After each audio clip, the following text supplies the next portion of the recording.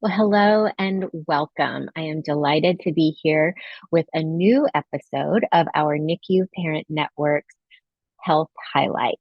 This is a discussion series where we take a look at various diseases and health complications that are most prevalent in babies that are in the NICU, whether they are preterm or they are full term born with complications.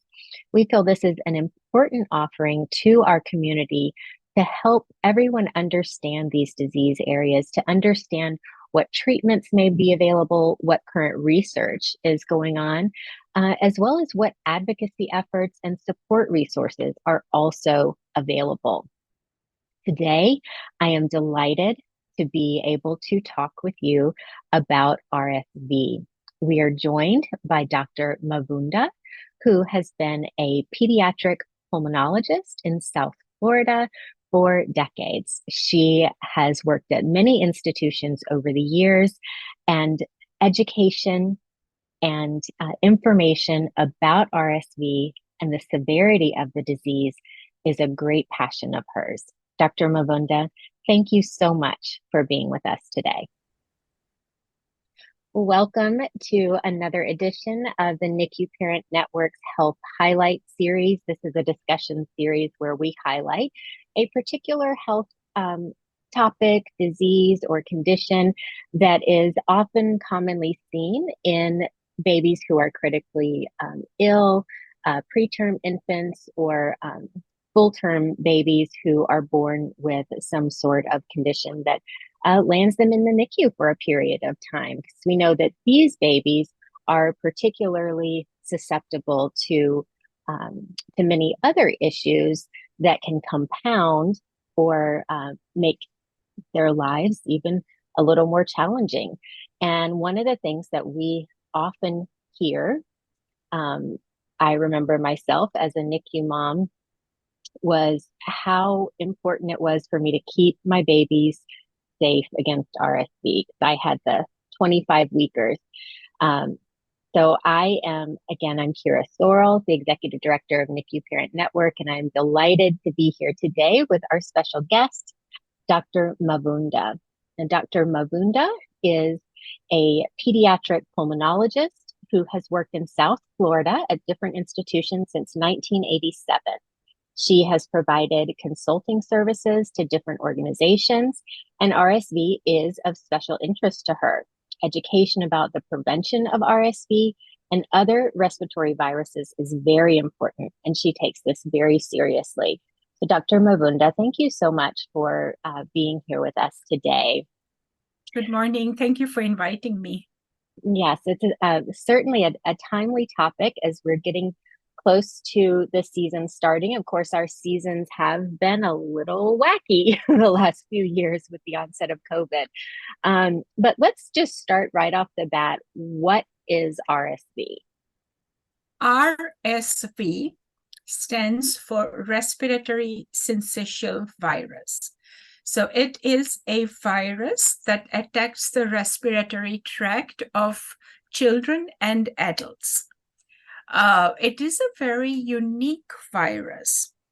Many respiratory viruses, when we get infected with them, we get long-term immunity. RSV is a virus that when we get infected, we don't get long-term immunity. And it's a virus that if you or I get it, it might just be a runny nose or a sore throat.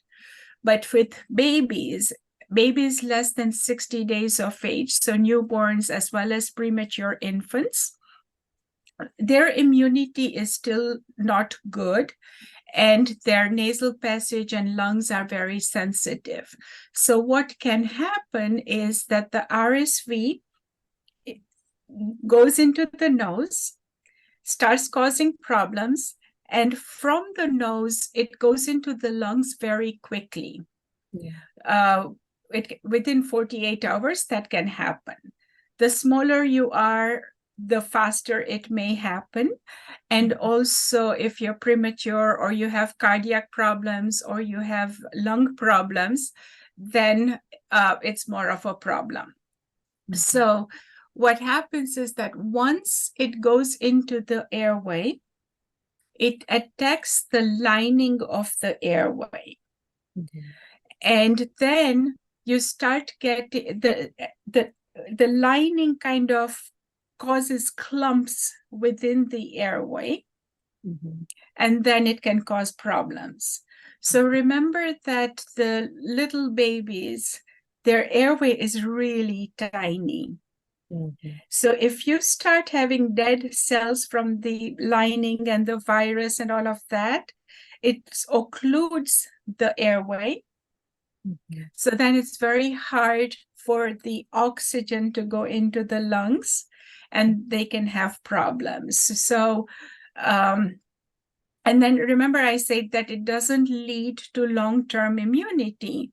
Right. So, especially school-age children or children who go to daycare, they can get repeated infections. Mhm. And then they're the ones that can bring it home and give it either to the younger vulnerable babies or in the elderly.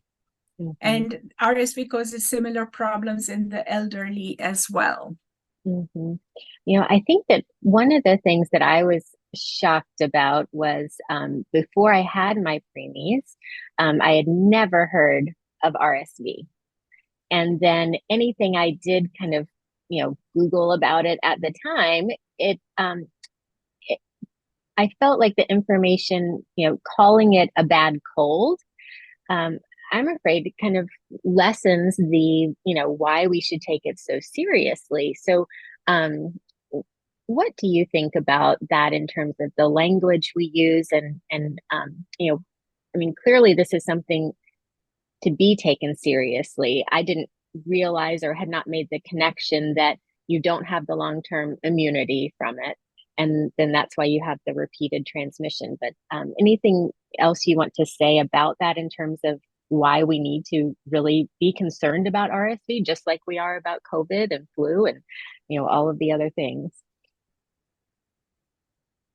The problems that RSV causes in certain patients, those patients make up the most vulnerable patients, but also a small portion of the general population, Right, unfortunately.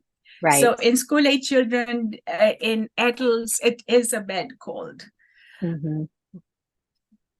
But we don't, unfortunately, many people, including physicians who don't take care of the fragile patient, whether it's the neonates or the elderly, Mm-hmm. they don't understand the complications that RSV does.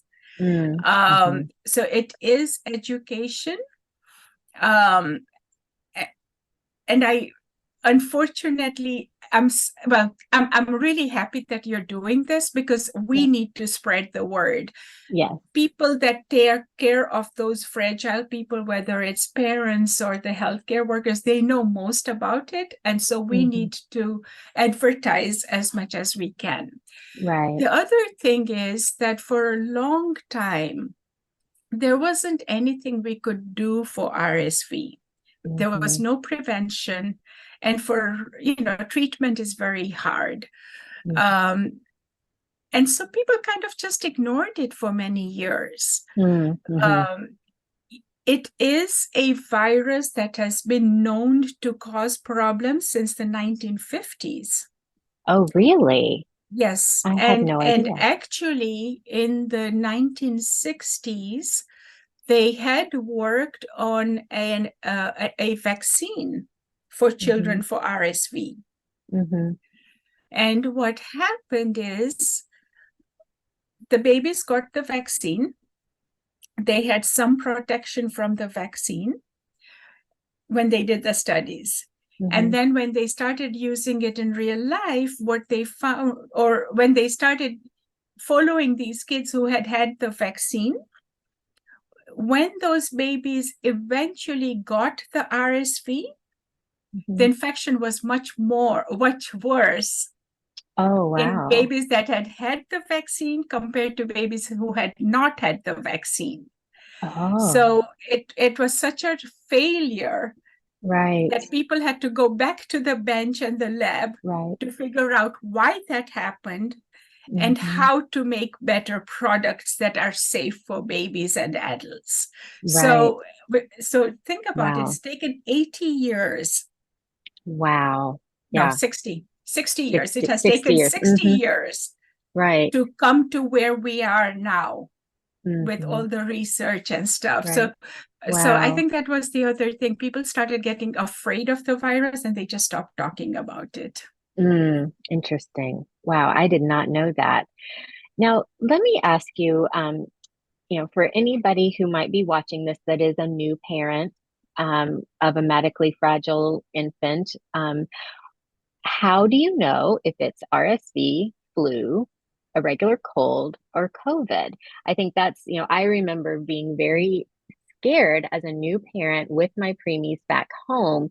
I was scared of them getting sick. And then I was also scared of taking them to the doctor because what if it was just a cold and now I've exposed them to other things? So what can you tell us a little bit about that? So the main thing is testing for, Hmm. because a cold from the RSV or parainfluenza or any other virus can look the same.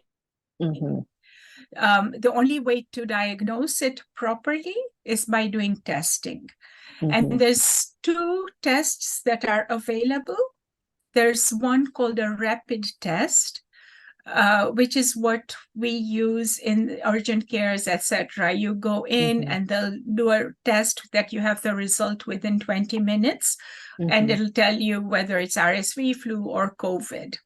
Hmm. That test is not always reliable.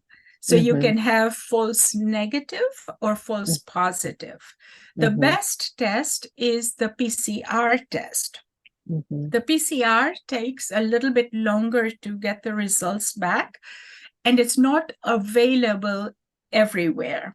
Mm. So, for Okay. example, private physicians' offices or urgent cares may not have the PCR test available, but the Hmm. PCR test is the best way. And the nice thing about the PCR test is that they check for different viruses. They check for RSV, influenza, COVID, but also other respiratory viruses. And Okay. so then you know what virus the baby has, which is helpful. Right. Um, Unfortunately, the cost of the PCR is high. Hmm. And so sometimes people don't order it. Mm. Um, Right. um, and a few months ago, when we had such a high prevalence of RSV, Hmm. the labs were running out of the reagents that Oh, you needed wow. to use for the PCR. But really, the testing is the only way. Okay. And how does RSV present most often in an infant? What are some of those signs or symptoms that caregivers and families should be looking out for? Nasal congestion, significant nasal congestion to the point that it affects the breathing, the Hmm. feeding, affects the Hmm. feeding. Because remember that babies can only breathe through the nose, they can't breathe through the mouth. So if Right. the nose is congested, they have problems with feeding. Hmm. They can have a cough, difficulty breathing, so the chest moves much more frequently than usual. And Hmm. sometimes, like the diaphragm, basically breathing problems, tachypnea, Yeah. and the chest wall looks funny. Yeah. So my preemies did not get RSV as infants, but they got it at 3 years old and were hospitalized for a week. They both needed to be on oxygen, and it was what I noticed was their chest. It Yes. looked different when they were breathing, Mm-hmm. and that was the thing that really, that had me rush to the ER with them was because I just noticed, okay, that is not a normal chest rising and Right. falling pattern. So that is, something certainly that clued me in back then. I would like to know too, does RSV, if a child has RSV, can it cause any long-term problems like asthma or, does it, what kinds of things could happen long term? Um, so for babies who have chronic lung disease, whose lungs Hmm. are already affected, it can affect the lungs further, that cause further damage, and then they can have recurrent wheezing.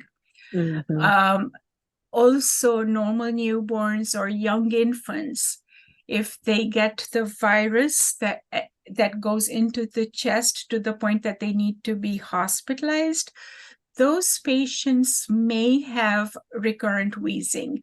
We don't Hmm. call it asthma Hmm. because we don't, but the Right. recurrent wheezing is like asthma. Okay. One of the things I tell my parents, if the child needs to be hospitalized, because not all children with RSV need to be hospitalized, but if a Right. child needs to be hospitalized, what I tell them is that remember that there is a lot of debris, lot of cells, Mm. debris Hmm. inside the airway. Hmm. The lining of the airway has been damaged. Hmm. The medications that we use sometimes are more supportive. The Hmm. best way for the child to get better is to cough so that Hmm. those secretions can come out. But Hmm. even if the baby is stable enough to go back home, that airway is going to be sensitive Hmm. to other respiratory viruses and the environment, Hmm. dust, mold, dander, all those things. Airway is going to be sensitive for at least 4 weeks after hospitalization. I didn't So realize that. I spend a lot of time going over the environment, Hmm. explaining the importance of isolation, and Hmm. also other things like reflux. Mm. Because if the baby overeats, or if the nasal congestion is so much that while they are sucking and swallowing, some Hmm. of the milk drips down into the airway, then Hmm. that leads to more problems. Right. Yes. So let me ask you, because RSV is a seasonal respiratory disease. So let me ask you about what was the season traditionally? What did we see during COVID? And what do you expect coming up? So remember, I've been doing this since Yes. forever. Yes. And we've been actually following RSV since 97. Hmm. Actually 94, 95. Yeah. So as far as the seasonality is concerned, South Florida is totally different. Okay. In the 90s, I used to work at the Jackson Memorial, Hmm. and we used to have at that time we didn't have the rapid tests for RSV, but Hmm. we used to have babies coming in during the summer with symptoms of RSV bronchiolitis. So we Hmm. started monitoring we looked at all the data for 2 or 3 years to Hmm. see when we were seeing mainly the RSV, but other viruses as well. So we Hmm. realized that in South Florida, our season is almost year round. Okay. So we do have peaks. Our peak is normally like from August to December, Okay. but we have RSV year round. Hmm. In the Northeast, it's different. In the Northeast, it's more of a season. They Hmm. have RSV usually like from September, October to February, March. So it's Hmm. more seasonal. Hmm. What happened with the COVID has been very interesting. With the isolation that we had with COVID, Hmm. RSV almost went away. We Wow. hardly saw any RSV or influenza patients Hmm. because of the isolation, the Right. masking, the hand Hmm. washing, etc. Hmm. Then, when we started opening up our communities, the RSV came back with a vengeance. Right, And right, this time, so remember, we were in isolation for at least 2 years.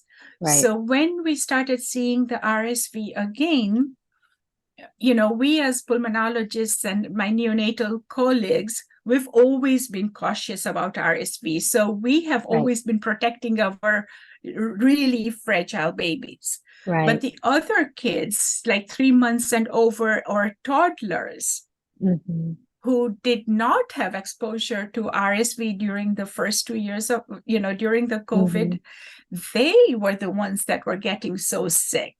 right. So we had a really high prevalence, and even adults, Mm-hmm, like I've had patients who had adults like in their 40s and 50s who had mm-hmm, asthma, for example, as baseline. When they got RSV, they needed hospitalization for pneumonia mm-hmm, and asthma attacks. The right, elderly also had problems. So it came right. back with a vengeance. Mm-hmm, And I think what happened is that with that, probably 100% of our population was exposed. So this year has been a little bit unusual.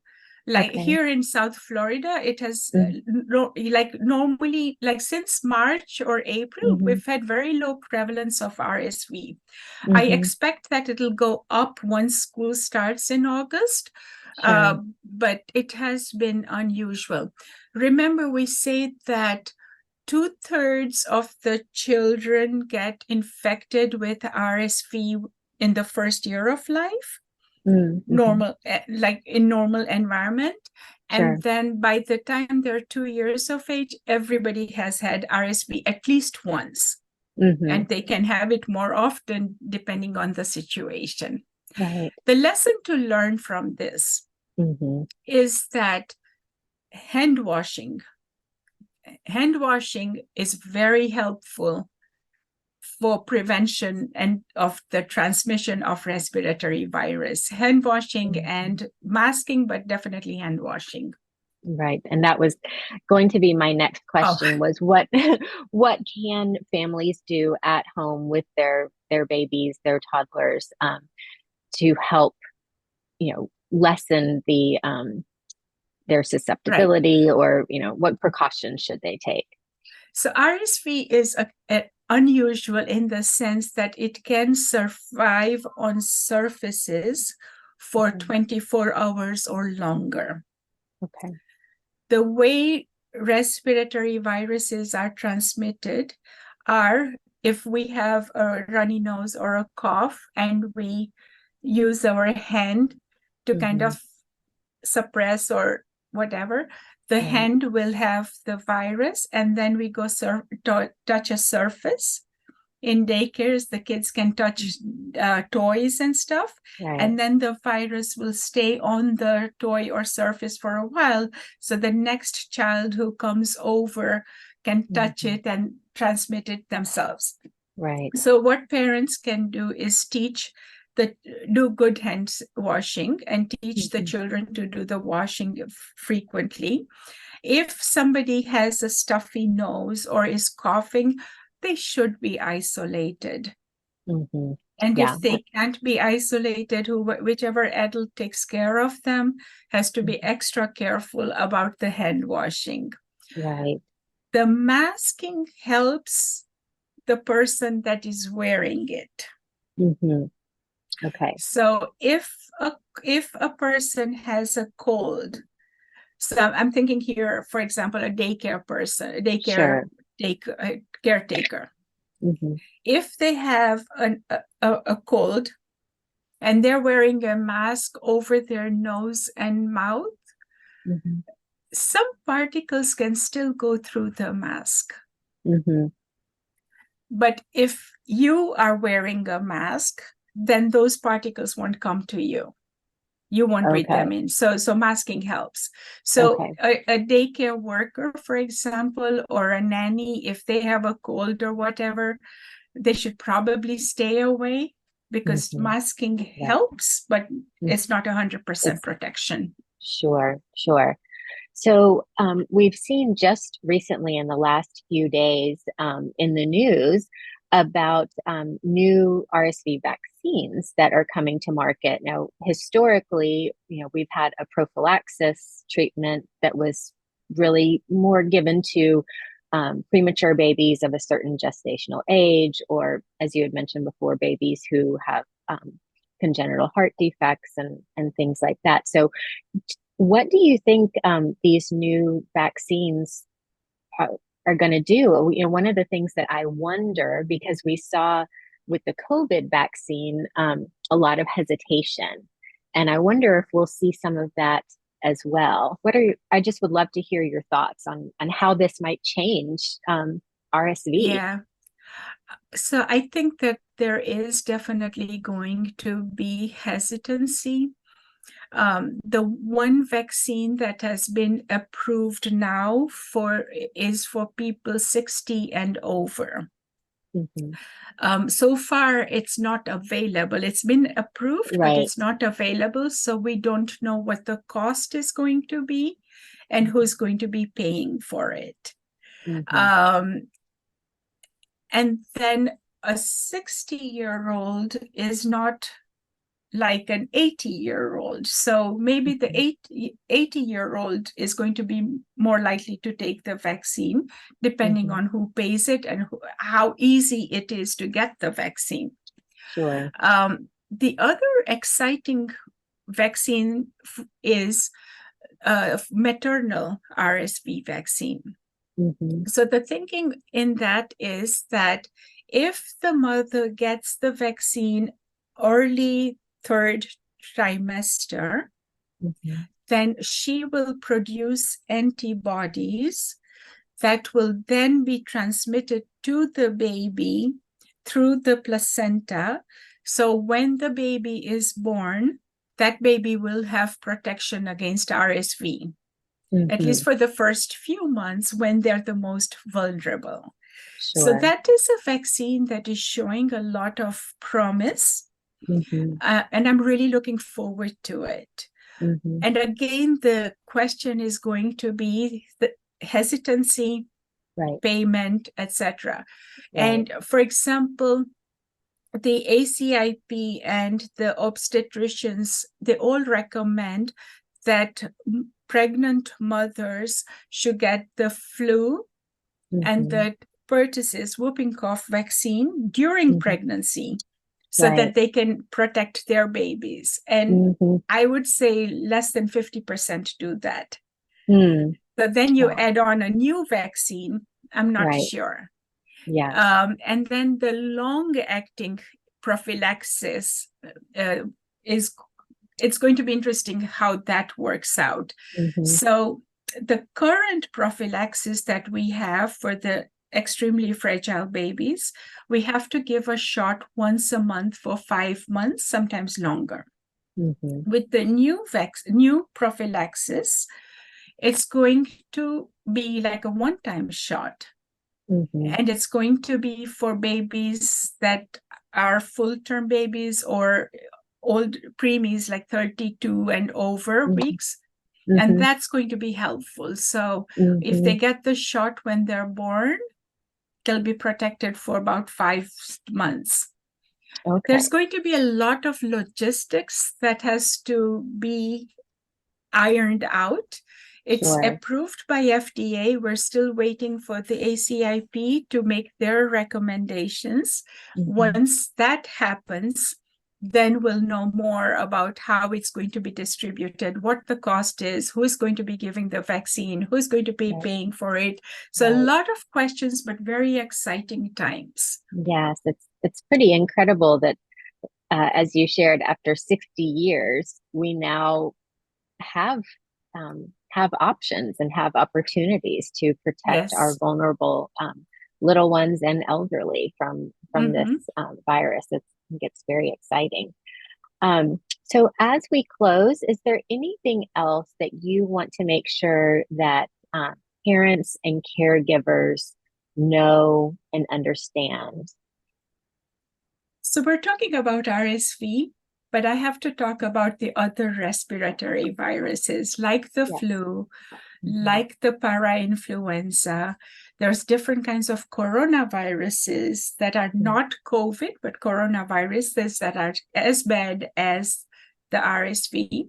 So the most important thing is the hand washing, teaching kids to hand wash properly. Over the years, we have learned to cough into our sleeve and not in our hand. And then isolating. If somebody is sick, keep them away from the vulnerable patients. It's sometimes very hard to do when you have crowded environments and limited space and stuff. But the hand washing is very important. Right. And Absolutely. do it for, it helps with other viruses as well. Oh, sure. Absolutely. Well, Dr. Mavunda, I just want to thank you so much for spending some time with us today, for sharing your just depth of knowledge and expertise and your passion for these children and for prevention and treatment of RSV. So thank you so much, and we'll see what this next season brings. Maybe we will probably need to do a part 2 once we have these, all of these vaccines available, and we see what happens, in the next it's going to be very 12 interesting. months. Yes. Yes, absolutely. Well, thank you Thank so you. very Thank you much. for inviting